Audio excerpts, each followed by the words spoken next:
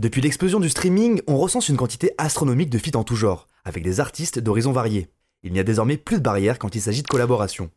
Aujourd'hui, près d'un quart des morceaux de rap français sont des featuring. En dehors de leur aspect artistique, les collaborations deviennent un excellent moyen d'agrandir son public.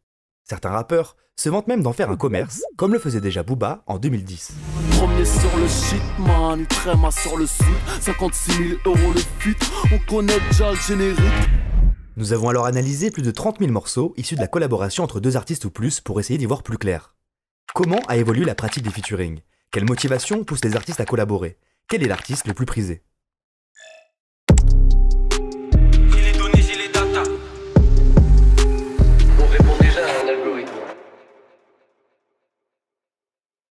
Commençons par poser les bases. Le mot featuring signifie littéralement avec. Il vient du verbe anglais to feature qui signifie présenter. La notion de featuring est asymétrique. Un artiste principal va inviter un ou plusieurs autres artistes en featuring sur son morceau. Il y a donc un hôte et des invités.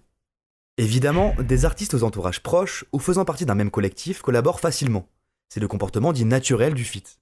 Mais des enjeux stratégiques peuvent aussi rentrer en compte selon la différence de notoriété des artistes. Un artiste connu peut inviter un artiste plus confidentiel sur son album et ainsi le faire gagner en notoriété.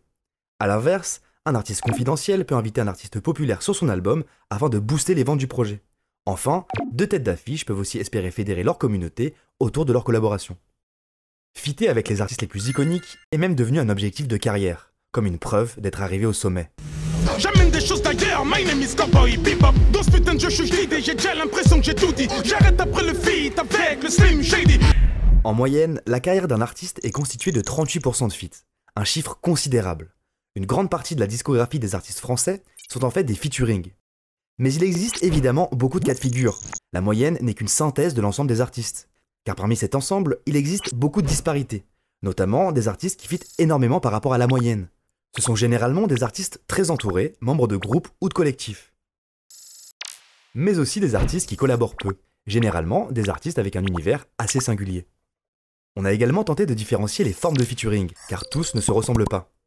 L'artiste invité peut poser un couplet, voire plusieurs s'il y a différents invités. Il peut intervenir dans le refrain, ou juste parfois sur des ambiances, les adlibs. Enfin, l'une des formes plébiscitées par le public, le passe-passe, où l'artiste hôte et l'artiste invité enchaînent des passages courts en rebondissant sur les phases de l'autre. Cherche mais la concu je vois, en tout noir on vient comme le SWAT. J'aime bien voir l'argent croître, si c'est pas pour du cash tu le vois pas en boîte. MMS on est presque 1000, faut la casa sur la presqu'île. On allait déchirer les skills sur la prod, négro glisse comme si j'avais des skis, équipe. Il y a quelques années, des featuring entre artistes déjà exposés et sans lien apparent étaient assez rares. Mais depuis l'explosion commerciale du rap, cela semble être devenu monnaie courante. Est-ce que cela signifie, pour autant, une explosion des featuring? Eh bien, pas vraiment. La proportion de featuring a même diminué ces dernières années pour réaugmenter un peu depuis 2020. La raison est simple. En tant qu'auditeur, on ne ressent que la partie émergée de l'iceberg, c'est-à-dire les artistes les plus mainstream. Mais il y a aujourd'hui un tel volume d'artistes moins prolifiques qui fitent moins que la réalité du phénomène est contre-intuitive. Cette impression peut être due au fait que certains artistes fitent énormément et apparaissent sur de nombreux projets, le tout sur des intervalles de temps rapprochés.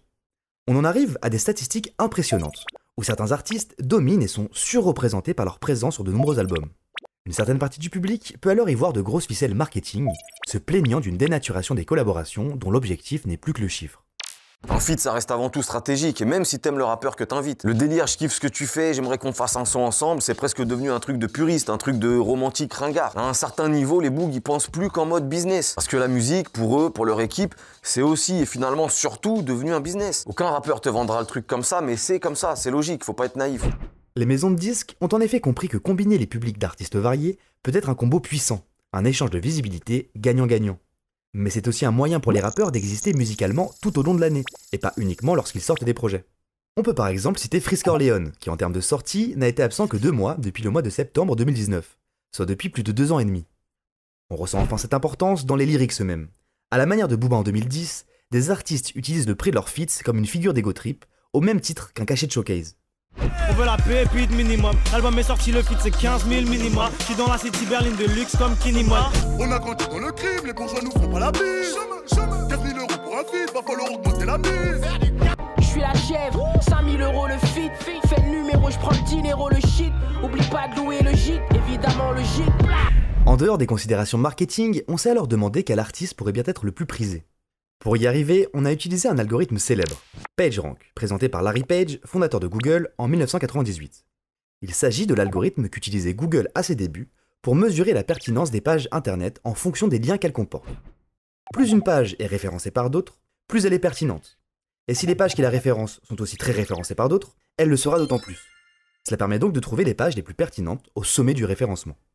En remplaçant les liens entre les pages par les featuring entre les artistes, on peut alors trouver quel artiste est le plus souvent invité par des artistes souvent invités à leur tour. Quel est donc l'artiste le plus prisé du rap français, selon Larry Page? Je vois mal mais j'ai du flair, je déboule quand ça sent le beurre. Mec de Paname dans toute sa splendeur, anti-glandeur, bandeur, je suis dans le Mitsubishi Expander.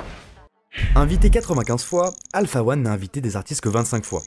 Et s'est fait inviter par des artistes prestigieux, connus pour être méticuleux dans leur choix de feats, comme Nekfeu, Laylo, Frisk Orleans, Captain Roshi ou encore Makala. On ne peut pas nier la hype que provoquent certains feats au sommet. Le public semble particulièrement friand de voir ses artistes préférés se rencontrer lors de tels crossovers.